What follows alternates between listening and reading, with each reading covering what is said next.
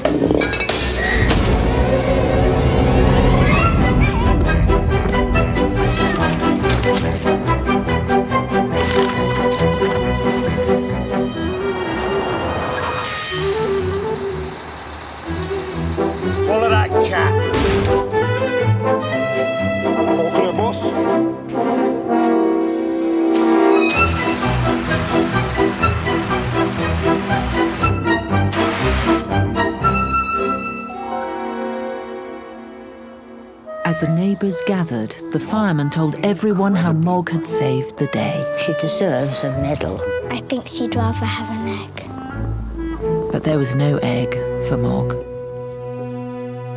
There was no Christmas at all.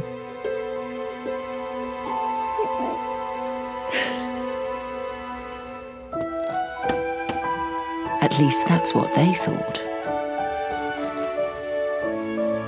But everyone else thought if the Thomases and Mog can't have a Christmas, they can share ours.